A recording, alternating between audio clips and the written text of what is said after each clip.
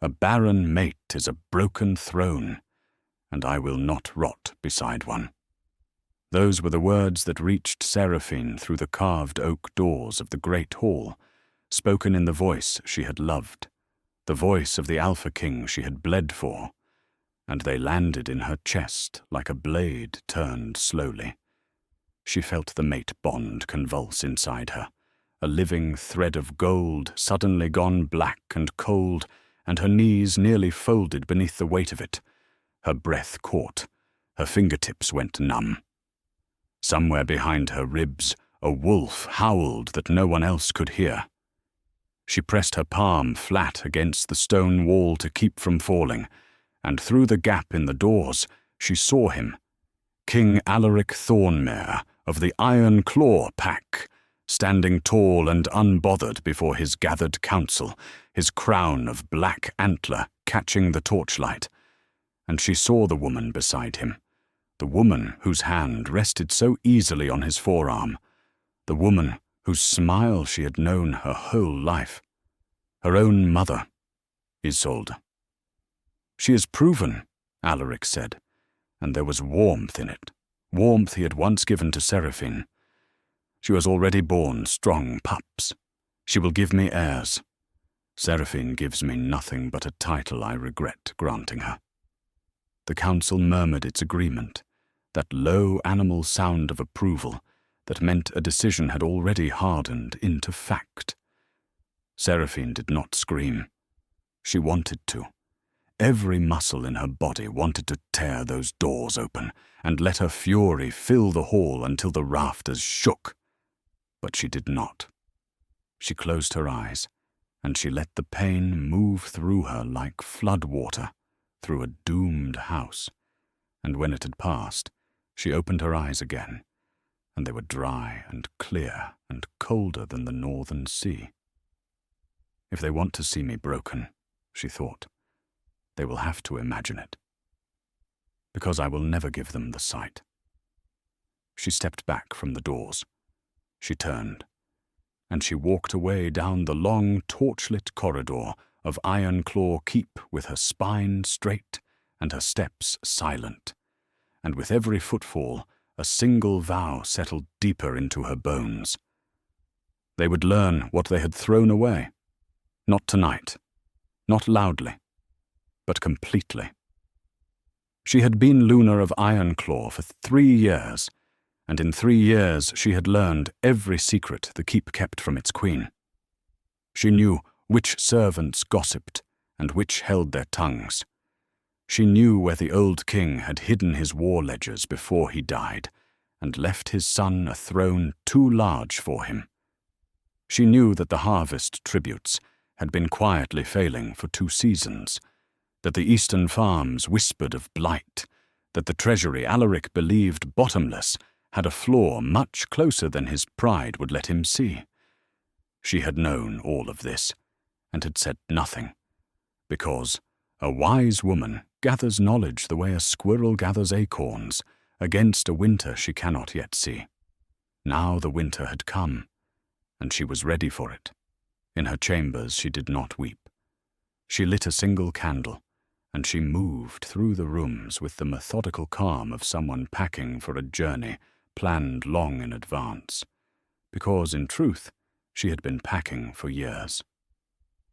She left the jewels Alaric had given her, arranged in their velvet boxes upon the bed, every ring, every collar of silver and moonstone, every gaudy proof of a love that had been a lease and not a gift. She left the Luna's circlet on the pillow where he would find it. She took only what was truly hers, a worn leather satchel, a bundle of letters written in a hand she trusted, a small iron key, and the plain travelling cloak she had owned before she was ever anyone's queen. The mate bond throbbed once more as she worked, a phantom ache in the centre of her chest, and she pressed her hand to it and breathed through it, as one breathes through a wound that must not slow the retreat. A soft knock came at the servant's door, 3 taps and a pause and one more, the signal she had arranged months ago without ever quite letting herself believe she would use it, She opened it, and there stood Maren, the old healer who had tended the pack since before Alaric was whelped, her face folded with grief and fury. "So it is true," Maren whispered. "The council confirmed it not an hour ago. He'll set the marking ceremony for the next full moon." "I heard," Seraphine said. "I heard all of it." Maren took her hands, the old woman's grip surprisingly fierce. "You do not have to run like a thief in the dark, child. Half this keep would rise for you if you asked. The border wardens love you. The kitchen women, the stable hands, the healers. They know who kept this pack fed through the last drought while he hunted and feasted." "I know," Seraphine said, and she meant it, and it was the closest she came to weeping. "But a war fought here would burn the very people who love me, and Alaric would win it, because he holds the throne and the army and the moon's blessing. I will not spend loyal lives to soothe my pride." She squeezed Maren's hands once. "There are better ways to unmake a king. Slower ways. Ways he'll never see coming until they've already closed around his throat." Maren studied her, and something like awe crept into the old healer's eyes. "You've been planning this?" "I've been preparing," Seraphine corrected. "There is a difference. One hopes for the worst. The other is simply never surprised by it." And Maren, who had midwifed 100 pups and buried nearly as many, pressed a folded map into her hand and told her which gate the night watch left unguarded, and where a horse would be waiting, and which road led away from Ironclaw toward a country its king had forgotten existed. The road she took wound south and east through country Alaric had never bothered to map, because Alaric mapped only what he intended to conquer, and he had never once looked south.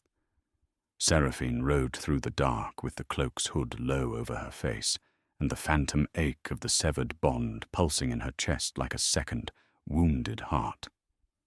By the time the sky greyed toward dawn, she had crossed the boundary stream that marked the edge of Ironclaw's claim, and when her horse's hooves splashed through that cold water, she felt the last thread of the mate bond stretch thin and finally, mercifully, snap. She gasped. She swayed in the saddle. For a moment, the whole world went white with the pain of it, the tearing loose of something that had been rooted in her since the night Alaric first spoke her name into her wrist and claimed her before the moon. And then it was gone, and in its place was a strange and terrible lightness, the lightness of a limb freed from a trap even at the cost of the flesh left behind. She didn't fall.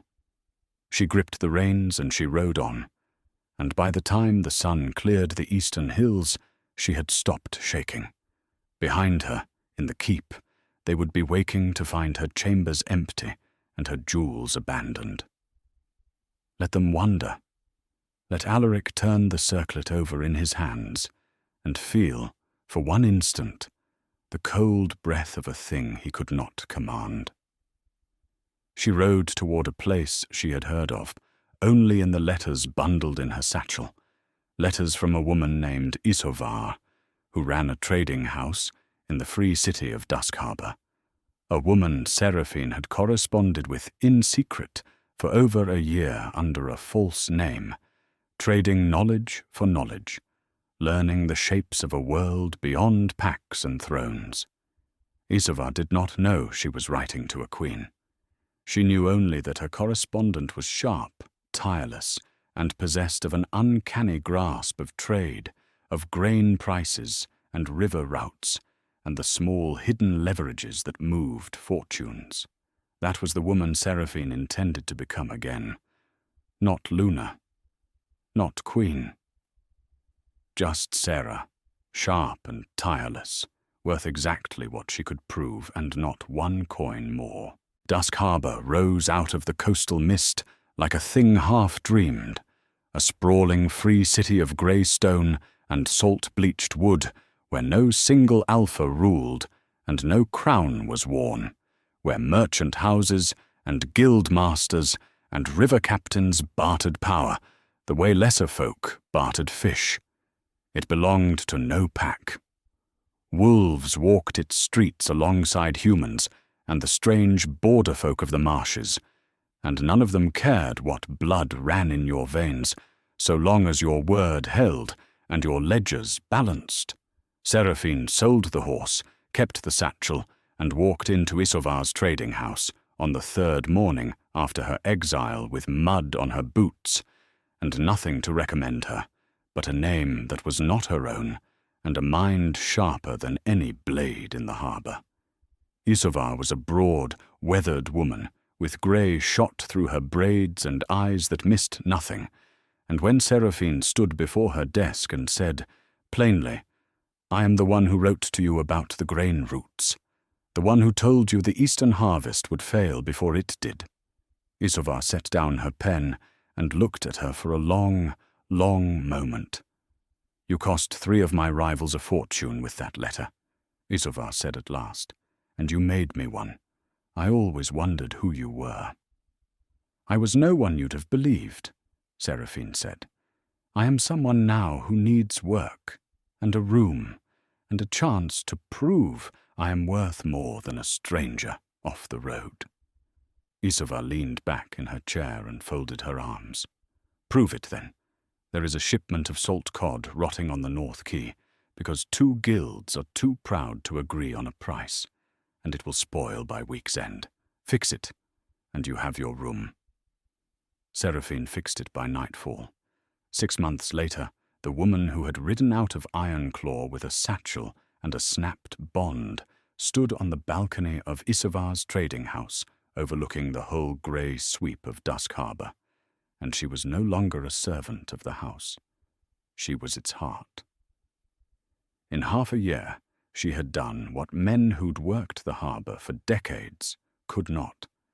She had untangled the deadlocked salt trade, brokered a grain accord between 3 warring guilds, and opened a river route to the inland vales that no one had believed navigable until she rode it herself, waist-deep and stubborn, and mapped every shoal. Isovar had made her a partner before the 2nd month was out, and by the 4th, the other houses had begun to speak her adopted name with a careful respect that bordered on fear. She called herself Sarah Vane now, and Sarah Vane had a reputation. She was the woman who could smell a failing harvest 3 seasons out, who had never once been cheated in a contract, who paid her debts to the copper and collected them to the copper and forgot nothing. She dressed plainly still, in grey and deep blue, no jewels, no crown, and this too became part of her legend, because a woman who wore no wealth on her body clearly kept it all in her head. She rose before dawn and worked past midnight, and she didn't speak of where she had come from, and the not speaking only made the stories grander. But the transformation that mattered was not the one the harbour could see. It was the quiet hardening within her, the way the grief had been forged into something with an edge. She no longer woke, reaching for a bond that was not there. She no longer flinched at the memory of Alaric's voice through the oak doors. She had taken the wound and made it a wet stone, and every night she went to sleep a little sharper than she had woken. It was Isovar who first brought her news of Ironclaw, though neither of them knew, at the time, that the 2 threads were one. They sat over the evening ledgers, and Isovar mentioned, idly, that a northern pack had defaulted on a grain contract and left a smaller house near ruin. "Some king up in the cold country," she said, squinting at the parchment. "Thornmere, the name is. Ironclaw pack. Ordered 3 shiploads of southern grain on credit against his harvest, and then couldn't pay when the harvest came in blighted. The house that fronted him is calling in favours all over Dusk Harbour to stay afloat." Sarah went very still. She did not let it show on her face, that skill she had honed to perfection, but inside her something ancient and patient uncoiled and lifted its head. "Tell me everything about this default," she said, and her voice was so level that Isovar looked up, curious. "You know the pack?" "I know the country," Sarah said. "Cold and proud and poorer than it pretends. Go on." And Isovar told her, and Sarah listened, and she saw it all laid out before her, like a game board she had been building toward for 6 months without knowing the shape of the final move. Alaric had done exactly what she had known he would do. He had feasted his way through the treasury she had guarded, ignored the blight she had warned of in reports he never read, and mortgaged his kingdom's grain against a harvest that failed. And now he owed money to a house that owed money to Dusk Harbor, and Dusk Harbor was where Sarah Vane held more quiet debts and favors than any 3 merchant princes combined. The gallows he had built for her, she thought, and the old callback rose in her mind unbidden. He built the gallows, and I have spent 6 months buying up the lumber.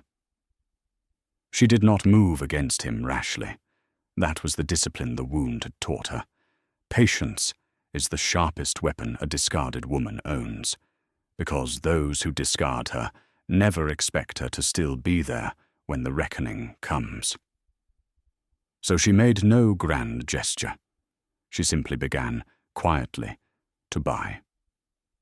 She bought the debt the small house owed to Dusk Harbor, taking it on at a discount that saved that house from ruin and earned their bottomless gratitude, and in doing so, she made herself, invisibly, the true holder of the note that bound Alaric Thornmere.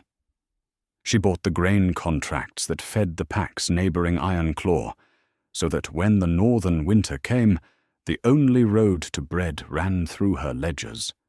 She bought silence, too, and information, sending careful coin to old friends in the north, to Maren the healer, to border wardens who still remembered the Luna who had kept them fed. And from them, she learned how far Ironclaw had fallen in half a year. Alaric had marked Isolde as his Luna, beneath the harvest moon, exactly as the council had planned. And Isolde, Seraphine's own mother, the woman who had once braided her daughter's hair and taught her which berries healed and which killed, had taken to the role of queen with a hunger that shocked even the courtiers who had elevated her. She wore Seraphine's abandoned jewels. She sat in Seraphine's abandoned chair. And she governed with a cruelty that made the pack long, in whispers, for the Luna they had lost. Sarah read these reports without expression, though something old and grieving turned over in her chest. She had not chosen to hate her mother. Her mother had chosen it for her in the great hall, with a hand resting easy on the arm of the king, who had thrown his wife away like a barren season. The letters from the north grew darker as the winter deepened. Maren wrote in a shaking hand of a pack going hungry, of children thin as reeds, of Alaric hunting boar in his private preserve, while the border farms starved. She wrote that Isolde had raised the tributes to fund a lavish court, that the old loyalists had been driven out or silenced, that the treasury was empty, and the king's temper grew shorter by the day. And she wrote, in a line that Sarah read 3 times over, that the mate bond between Alaric and Isolde had never truly taken. The moon had not blessed it. There was no gold thread between the king and his new Luna, only the cold politics of an heir not yet conceived, and a woman clinging to a stolen throne. Sarah sat with that letter a long while as the harbour fog pressed against her windows. She had expected to feel triumph. Instead, she felt something closer to sorrow, the particular sorrow of watching people you once loved prove themselves exactly as small as your worst fears. But sorrow, she had learned, was a thing you could hold in one hand while the other kept working.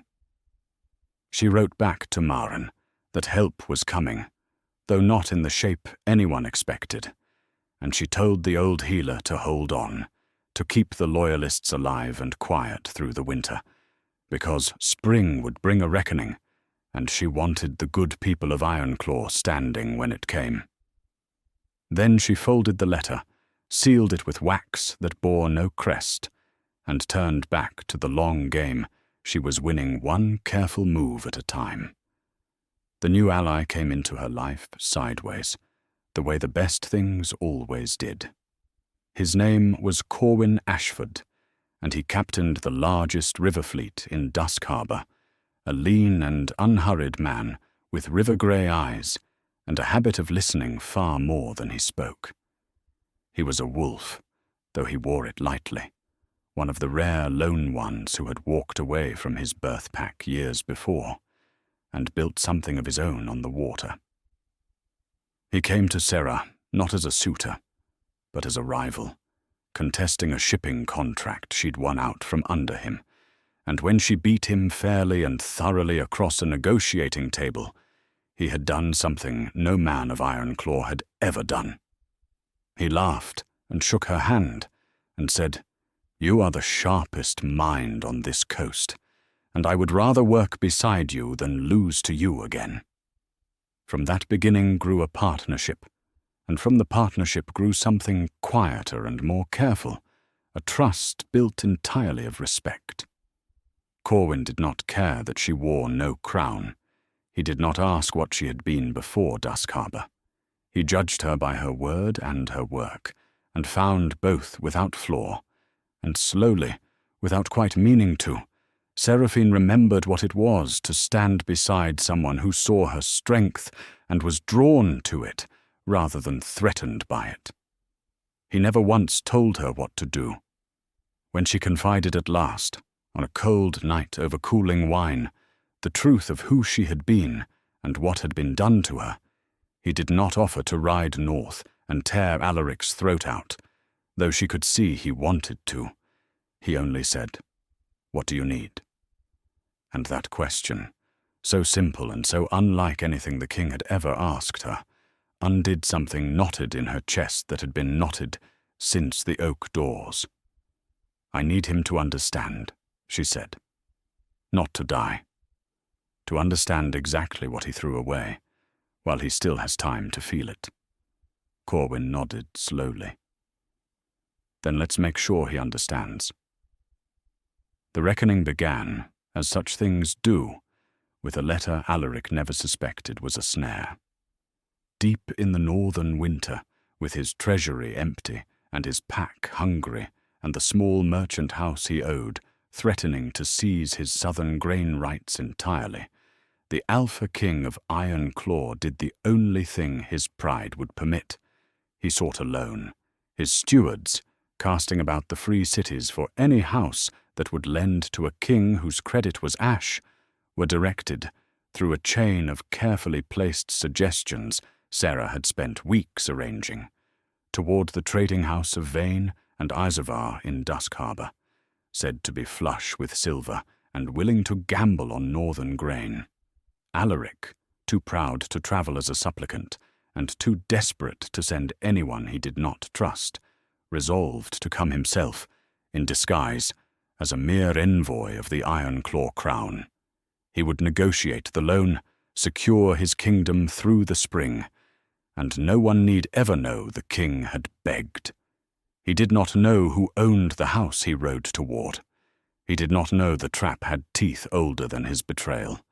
He came south in the thaw with a small retinue and a false name, and he brought Isolde with him, because he did not trust her out of his sight, and because she had insisted, in her new hunger for the world beyond the cold north, on seeing the fabled harbour city for herself. So it was that on a grey spring morning, the Alpha King of Ironclaw and his stolen Luna walked into the great hall of the Vane trading house, hats low and names false, to beg silver from a merchant queen, never once imagining whose chair sat empty at the head of the room, its high back turned toward the door, waiting for the meeting to begin. Serra had planned the room, the way a general plans a field.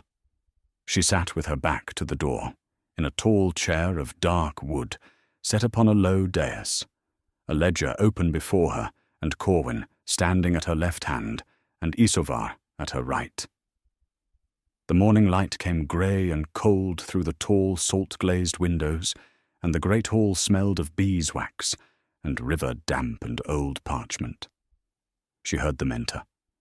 She heard the particular cadence of Alaric's stride, that arrogant, unhurried step she would have known in her sleep, and she felt the ghost of the old bond stir and go quiet, dead and buried, and no longer able to move her.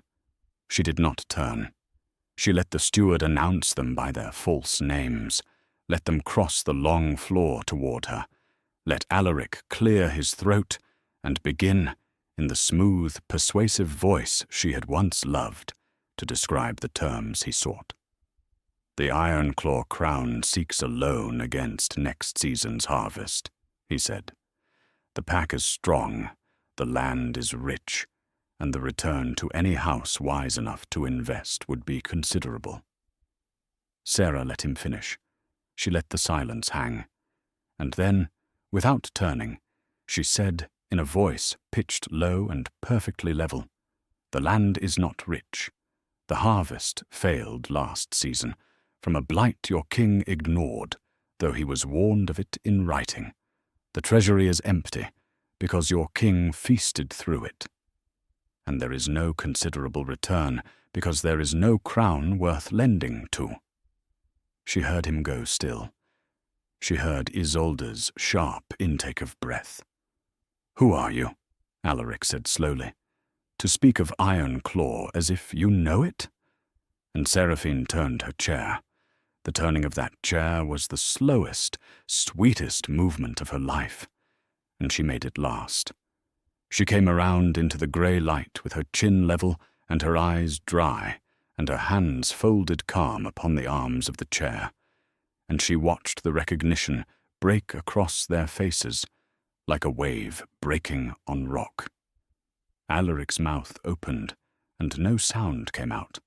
The colour drained from his face exactly as it had drained from hers 6 months before behind the oak doors, and she noted it, and she felt nothing but a cold, clean satisfaction.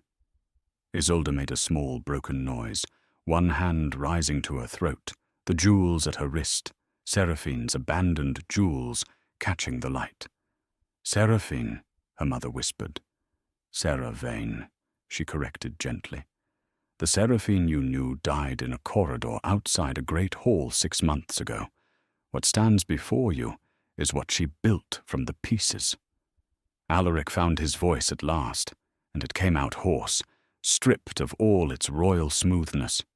You own this house. You are the lender."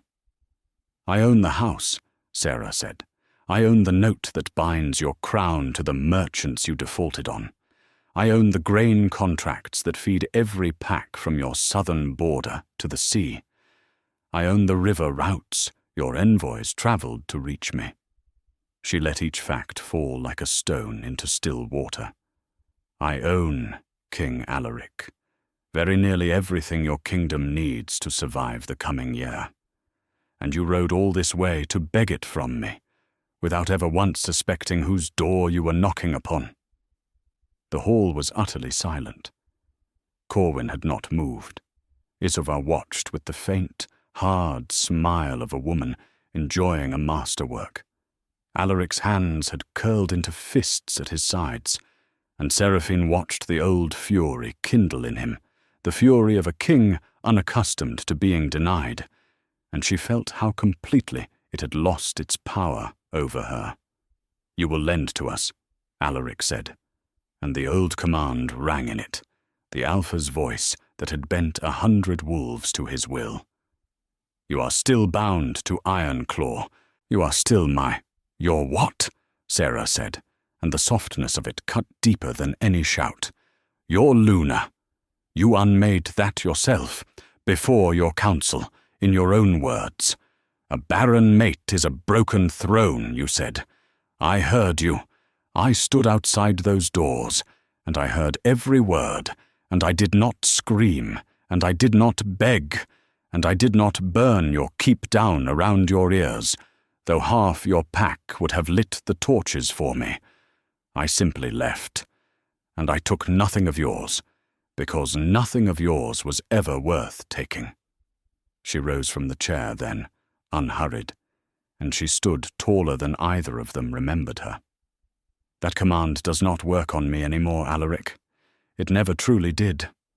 I obeyed you because I chose to, out of love, and you mistook my choosing for weakness. That was the most expensive mistake a king ever made." Isolde stepped forward, her stolen jewels trembling. "Seraphine, please. He forced me. The council forced me. You must understand. I had no choice. They would have cast me out, a woman alone with no protection. You had every choice," Sarah said. And now, at last, a thread of something raw entered her voice, the only crack she would allow. "You are my mother. You braided my hair. You taught me which berries heal. And you stood beside the man who threw me away. And you took my chair, and my jewels, and my crown, and you wore them, like you had earned them. There was a choice in every one of those mornings, Mother. You made it. Now live in the country your choice is built." Alaric changed tactics then, as desperate men do, sliding from command to a horrible pleading that was almost worse to witness. "Seraphine, Sarah, whatever the terms. Name them. The pack is starving. There are children going hungry, wardens who served you, the healer Maren. All of them will suffer if the grain does not come north. You have no quarrel with them. Punish me if you must, but do not let the pack pay for my—" "For your what?" she said again, and she let him hear that she was going to make him say it. He could not. He looked away. "For my sins," he said finally, quietly, and it was the first true thing he had said since he entered the hall. Sarah regarded him for a long moment, and here, at the pivot of everything, she made the choice that separated her forever from the king who had discarded her. She could have let Ironclaw starve. She held the power to do it, cleanly and legally, to watch the proud, cold pack that had cheered her downfall wither through a hungry spring. But the children of the border farms had never wronged her. Maren had risked everything to help her flee. The wardens had loved her. To punish them for Alaric's cruelty would make her exactly the kind of ruler he was, and she had not spent 6 months becoming sharp only to become small. "The grain will go north," she said, and she watched the flicker of desperate hope in his eyes, and then she extinguished it. "But not to your crown, not through you. I will not lend 1 copper to Alaric Thornmere, because Alaric Thornmere is a bankrupt king in every sense that matters, and I do not invest in ruins." She let that land, and then she laid out the true terms, the checkmate she had been building for half a year, move by patient move. "Here is what will happen," she said, and she spoke now not to Alaric the man, but to Ironclaw the failing kingdom, in the clear voice of someone who had already decided the future and was merely informing them of it. "The grain will flow north under my seal, distributed by my agents, directly to the border farms and the villages and the pack houses that need it. It will feed the children and the wardens and every soul your mismanagement has starved, but it will not pass through your treasury, and it will not swell your court, because your court will no longer exist." She held up the note, the parchment that bound the Ironclaw crown to its debts, the debt she now wholly owned. "I hold this. It gives me lawful claim. Under the trade compacts every free city and northern pack has signed to seize the assets of a defaulted crown, your preserve, your mines, your grain rights, your keep. By the letter of the law you both signed and forgot. They are already mine." Alaric had gone grey as ash. "You would take the throne itself." "I have no interest in your throne," Sarah said, and the contempt in it was almost gentle. "A pack should be led by the one who feeds it, and I will not sit a cold northern chair when I have built something warmer here. No, I will not rule Ironclaw. I will simply own its debts and forgive them, on one condition, and it is not a condition you will enjoy." She turned her gaze full upon him. "You will abdicate. You will step down as Alpha King and name a regent council in your place, one drawn from the loyalists you exiled, and the wardens you starved, and the healer you drove to help me flee. Maren will sit upon it. The pack will govern itself, fed by my grain and freed from your crown, and you, Alaric, will hold no title in it at all." "You cannot strip an Alpha of his throne," Isolde said, her voice shrill now, all the polished cruelty of her stolen queenship dissolving into something small and frightened. "The moon grants the crown. Blood grants it. You have no right." "The moon never blessed your bond," Sarah said, turning to her mother, and she saw Isolde flinch as if struck. "Did you think I wouldn't know? There is no gold thread between you. There never took. You are not his Luna in any way the moon recognizes. You are a woman wearing another woman's jewels in another woman's chair, and the pack knows it, and the moon knows it, and now this hall knows it too." She let the silence stretch until it was unbearable. "You gambled everything on becoming a queen, Mother. You traded your daughter for a crown that was never real, and now you will watch that crown taken from the man you sold me to, and you will have nothing, because you built your whole life on a foundation of my ruin, and I have simply declined to be ruined." Isolde sank into a chair, the fight gone out of her, her stolen jewels suddenly gaudy and pathetic in the grey light. Alaric stood alone in the centre of the great hall, a king with no kingdom, a betrayer who had ridden south to beg from the very woman he had thrown away, and Seraphine watched him understand, at last and completely, the full and final measure of what he had done. It was the look she had waited 6 months to see, and it gave her less pleasure than she had imagined, because the man who wore it was so much smaller than the king she had once loved that there was almost nothing left to triumph over.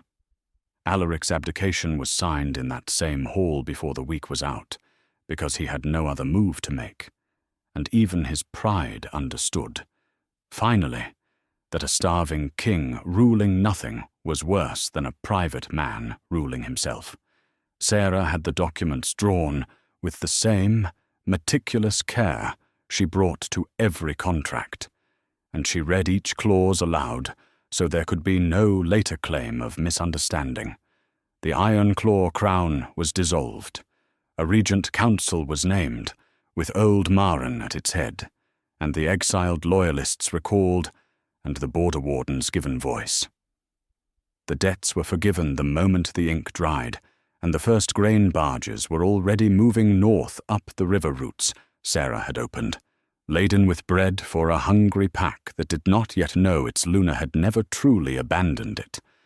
Alaric signed with a hand that shook, and when it was done, he set down the pen and looked at her, and for a moment the old warmth ghosted across his ruined face.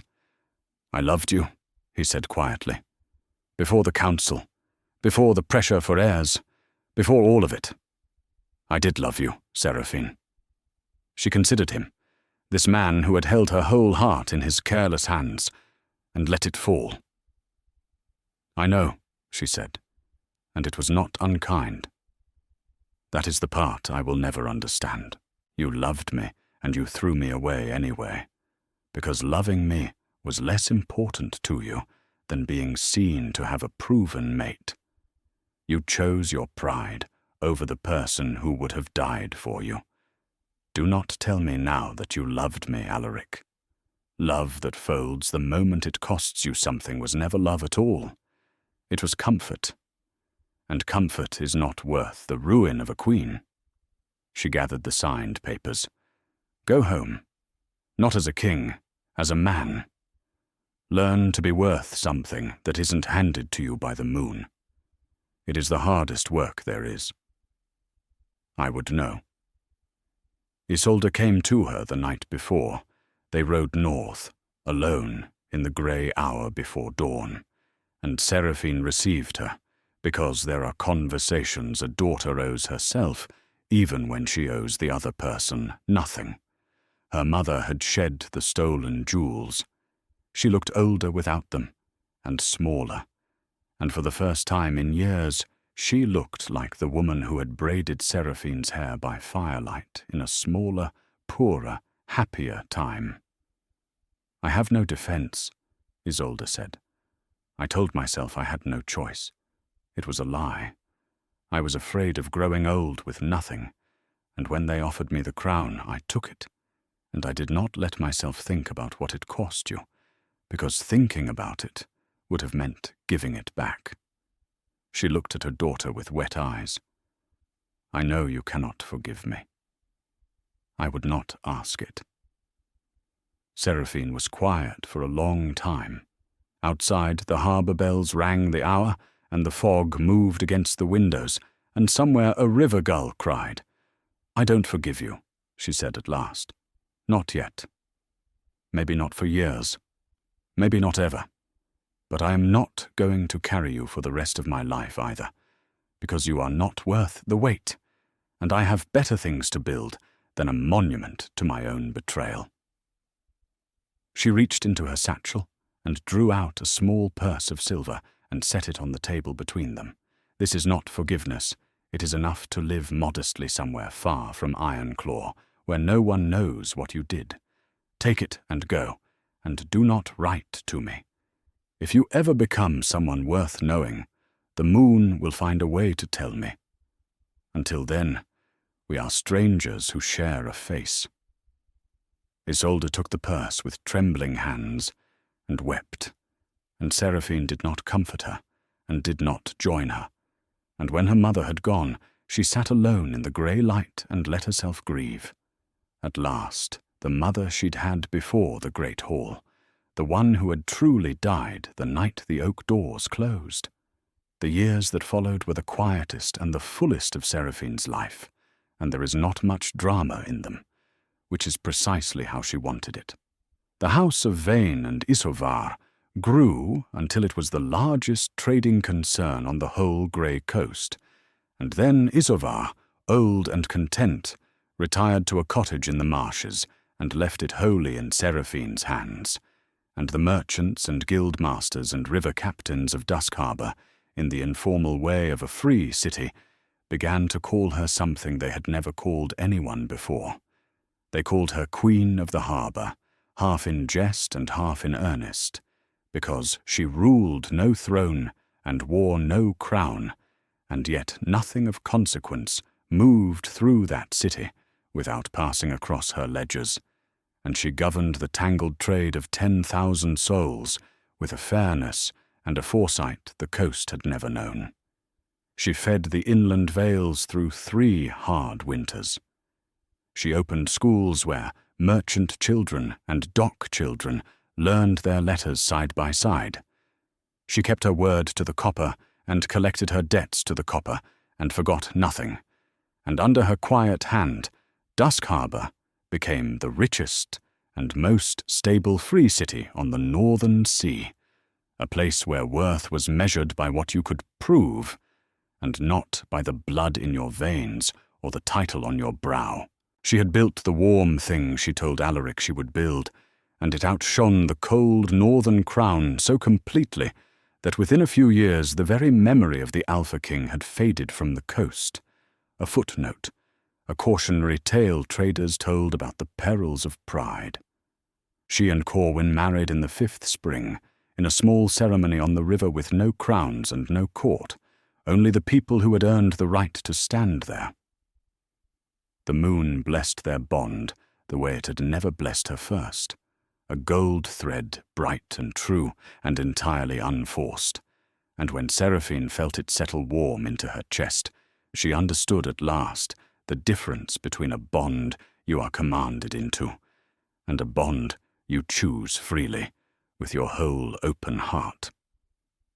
Corwin never once told her what to do. He asked, always, "What do you need?"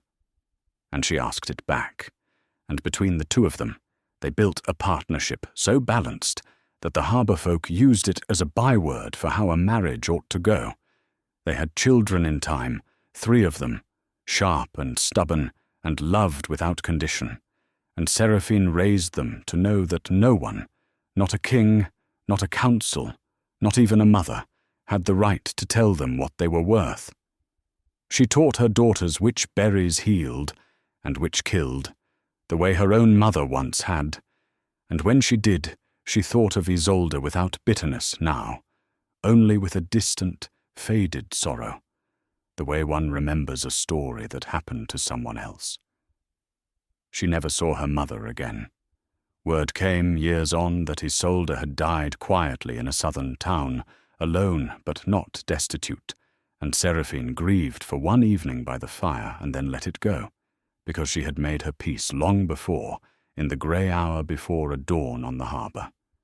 Alaric she heard of only once more.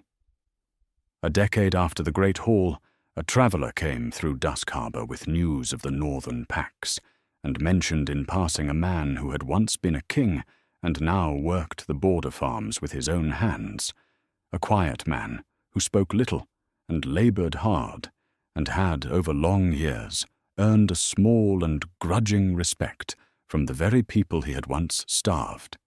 He had never taken another mate. He had never sought another crown. He lived, the traveller said, like a man doing penance. And when the pack children asked him if it was true he had once been an Alpha King, he only said that he had once been a fool who threw away the finest thing he was ever given, and that they should learn from him, and never do the same. Seraphine listened to this without expression, in the way she had perfected long ago, and when the traveller had gone, she stood alone at the balcony of her great house and looked out over the grey harbour she had made hers, and she felt, at last, the thing she had been waiting years to feel. Not triumph, not vindication, just peace. The clean, complete peace of a woman who had been broken and had built herself back, not into what she was before, but into something far greater. Something no king could grant, and no council could revoke, and no betrayal could ever again touch. She had proven her worth on her own terms, in her own arena, and the proving had made her unbreakable. And so this is the truth that Seraphine's story leaves behind, the truth worth carrying out of it into whatever great hall or quiet life you find yourself standing in. Your worth is not a gift that the powerful bestow upon you, to be granted in their good moods and revoked the moment you cost them something. It is not a title or a crown or a bond commanded over you by someone who mistakes your loyalty for weakness. Your worth is the thing you build with your own hands in the ruins of what was done to you, the resilience you forge when the doors close and the bond snaps, and the whole world assumes you will break. Loyalty cannot be bought, and it cannot be coerced. And the moment someone treats it as something owed to them, rather than something freely given, they have already begun to lose it. True strength is not inherited, and it is not conferred. It is built quietly, patiently, in the long, cold seasons when no one is watching, by those who refuse to be ruined. Seraphine did not scream in that corridor. She did not beg. She simply decided that she would prove, on her own terms and in her own time, exactly what they had thrown away. And then she spent every day afterward doing precisely that. If this story moved you, if you felt the cold clarity of that turning chair and the quiet fire of a woman reclaiming her own worth, then take a moment to like this video, so more people who need this reminder can find it. Share it with someone in your life who has forgotten how strong they truly are. Someone who needs to hear that the door closing behind them might just be the beginning of everything. Subscribe to join a community that celebrates these stories of betrayal turned to triumph, of the discarded rising as royalty. And tell me in the comments, what was the moment you knew Seraphine had truly won? The turning of the chair, or the mercy she chose over cruelty? I read everyone, and I would love to know which part of her rise struck deepest in you. But peace, Seraphine had learned, is not a still pond. It is a river, and rivers do not stop moving simply because you have made your home upon their banks. In the 11th year of her stewardship over Dusk Harbor, when her eldest daughter Lisa had grown tall enough to read the ledgers over her shoulder and correct her arithmetic with a sharpness that made Seraphine laugh aloud, a new shadow drifted in from the north, and it carried a name she had not heard spoken in a decade. The Regent Council of Ironclaw, the very council she had raised from exile and starvation, sent an envoy south, not to beg. Ironclaw did not beg any more, and that fact alone gave Seraphine a quiet satisfaction deeper than any revenge. The pack had grown into itself under Maren's steady hand, and the shared governance of wardens and healers and farmers who had learned that a kingdom fed itself best when no single crown sat above it. The envoy came instead to warn her, because the young Republic of the North had discovered something in the mountains that would concern the whole coast, and they trusted no one with the knowledge sooner than the woman who had freed them. The envoy was a young warden named Bram, broad-shouldered and plain-spoken, and he stood in the great hall of the Vane House with his cap in his hands and delivered his message without ornament. Silver had been found in the old preserve, the private hunting grounds where Alaric had once chased boar while his people starved. Not a small vein, but a vast one, enough to shift the balance of the entire coast, and word of it had begun to leak.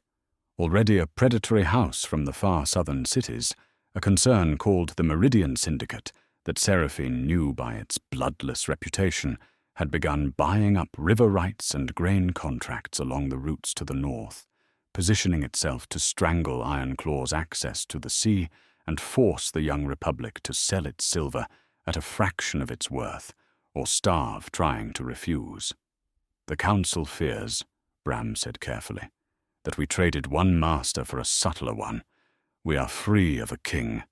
We do not wish to become the possession of a ledger in a city we have never seen. Seraphine listened, and the old patient thing in her chest lifted its head once more, and she understood that the game she thought she had finished 11 years ago had merely paused, and that the Meridian Syndicate had made the same ancient error Alaric once made. They had looked at the north and seen only weakness to be seized, and they had not troubled to learn who guarded the roads between the mountains and the sea.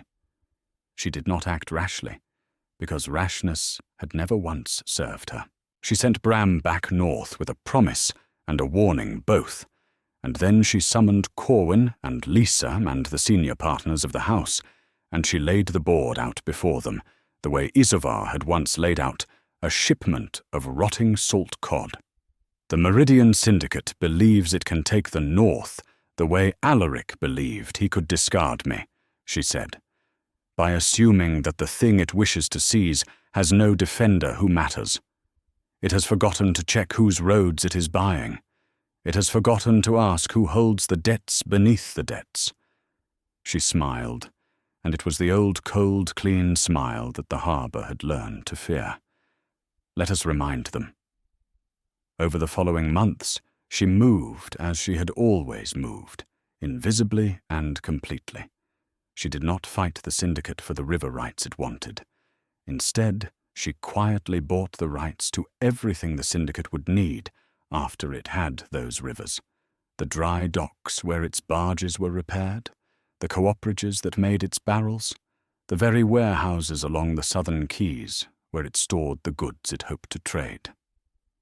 She let them spend their fortune acquiring the front door while she purchased, one careful contract at a time, every wall and window and floorboard of the house behind it. It took the better part of a year, and it was the most elegant work of her life, and when the trap was fully built, she did the thing that had become her signature. She did nothing at all, and she let the Meridian Syndicate walk into her house of its own accord. Their delegation arrived in Dusk Harbor in high summer, confident and glittering, led by a silver-tongued man named Peram Vale, who wore rings on every finger and spoke of partnership while meaning conquest. He came to the Vane house believing he was calling upon a provincial merchant queen who might be flattered into cooperation or frightened into submission, and Seraphine received him in the same tall, dark chair from which she had once faced a fallen king, with Corwin at her left hand and Lysa, now grown and formidable, at her right. She let Peram Vale talk. She let him lay out his vision of a northern silver trade running through Meridian hands, of the modest cut he was prepared to offer the House of Vane for its cooperation, of the unpleasantness that might follow any refusal. She let him finish, exactly as she had once let a king finish, and then she set a stack of documents upon the table between them and slid them across, one by one. "These are the deeds to the dry docks your barges cannot function without," she said, and slid the first. "These are the cooperages that make your barrels." She slid the second. "These are the warehouses on the southern quay where your entire spring inventory currently sits. And this," she said, sliding the last and heaviest sheaf, "is the note held against your own house by 3 southern lenders who, it happens, sold that debt to me 8 months ago, at a discount, because they did not believe a coastal merchant would ever have use for it." Peram Vale's silver tongue had gone entirely still. "You have spent a year," Seraphine continued, "buying the front of a house whose back I already owned. You may keep your river rights. They are worthless without a dock to repair your barges, a barrel to hold your goods, or a warehouse to store them. And I control all 3. You cannot move a single ounce of northern silver to market without my seal upon it. So let me tell you how this will go, Master Vale, and you may take the terms back to your syndicate, or you may not.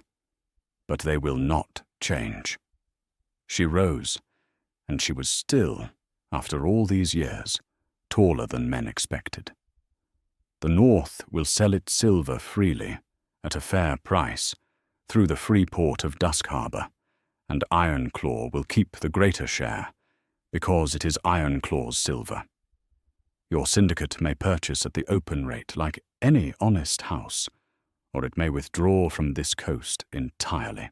Those are the only 2 doors, and I have locked every other one myself." Peram Vale, to his credit, was a cleverer man than Alaric had been, and he recognized a checkmate when it sat before him, fully assembled. He did not bluster. He gathered his rings and his ruined pride, and he withdrew, and within the season, the Meridian Syndicate had quietly abandoned its northern ambitions and retreated to the far cities, and the silver of Ironclaw flowed to market through Dusk Harbor, exactly as Seraphine had decreed, enriching the republic she had freed and the harbor she had built in equal measure. Bram came south again with the thanks of the council, and this time he did not hold his cap in his hands, but stood tall and easy, an envoy of a free people who no longer feared any master, and he told her that Maren had asked him to carry a message. The old healer was very old now, and she wished her former Luna to know that the pack she had saved twice over had raised, in the square of the border village where the children had once gone hungry, a simple stone. It bore no crown and no royal name. It read only, in the plain letters of the North, that here the people remembered the woman who fed them when a king would not, and that they had learned from her the truest lesson a people can learn, which is that no one may be trusted with power who has not first been broken by its absence. Seraphine wept when Bram told her that, quietly and without shame, and it was the last time the North ever made her weep. Maren died that winter, peacefully, in a warm house, with grain in its stores and children fed, and Seraphine mourned her as she had mourned no one else, for Maren had been the loyal witness to her whole terrible rise, the one soul who had seen her clearly in the corridor outside the great hall, and had chosen, at great risk, to hand her a map and a key and a chance. She endowed a healers' college in Maren's name that same spring in Dusk Harbour, and she saw to it that the daughters of dock workers and border farmers could study there without paying a copper, and she thought that this, more than any ledger or any deed, was the truest monument she would ever build. Power, she had come to understand, was not the silver or the ships or the notes she held against the proud houses of the coast. Power was the ability to close a door on a hungry child and the wisdom to refuse to close it. She had held that power for years now, and not once had she closed the door, and that unbroken refusal was the throne she truly sat.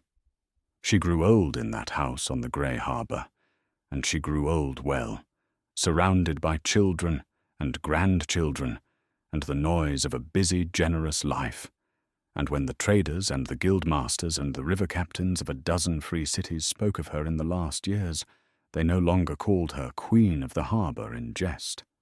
They called it in earnest, and they called it as though it had always been true, and the young ones who had never known the story could not imagine that the serene old woman who fed the coast and forgot nothing had once been a discarded wife who rode away from a cold northern keep with nothing but a satchel and a snapped bond and a single silent vow. But Seraphine remembered. On the last clear evening of her long life, she sat upon the balcony where she had first felt the peace of her own unbreaking, and Corwin sat beside her, greyed and gentle, and hers, and Lysa ran the house now, with a hand every bit as sharp as her mother's, and the harbour below glittered with the lamps of 1,000 honest ships. She thought of the oak doors and the words that had come through them. A barren mate is a broken throne. She had heard those words at the lowest hour of her life, and she had let them pass through her like flood water, and she had walked away, and everything she had ever built had grown from the soil of that single refusal to break. "Do you ever wish," Corwin asked her quietly in the last of the light, "that it had never happened? That he had loved you the way he should have, and you had stayed and lived the life you thought you wanted?" Seraphine considered the question honestly, because she had never once lied to him and would not begin at the end. "No," she said at last. "The woman who wanted that life was smaller than the woman his cruelty forced me to become. He thought he was throwing me away. He was only clearing the ground I needed to grow. I would not trade one hungry, cold night on the southern road for 100 years of his gilded cage." She reached over and took her husband's weathered hand, the way she had 1,000 times, freely and by choice, and blessed by a moon that had never once been commanded. "They meant to leave me to rot," she said, watching the lamps come on across the water, one by one, a whole free city she had made from the pieces of her own betrayal. And so I did rot, in a way. I let the old self die entirely. But something rots down into the earth, and something rots down into seed, and the difference between the two is only whether you decide, in the dark, that you are finished, or that you are merely beginning. The last light faded from the harbour, and the stars came out over the water, and Seraphine Vane, who had once been a queen and had become something no crown could name, sat quiet and unbroken in the warm dark beside the man who had asked her, always, only what she needed and she wanted in that final peaceful hour, for absolutely nothing at all.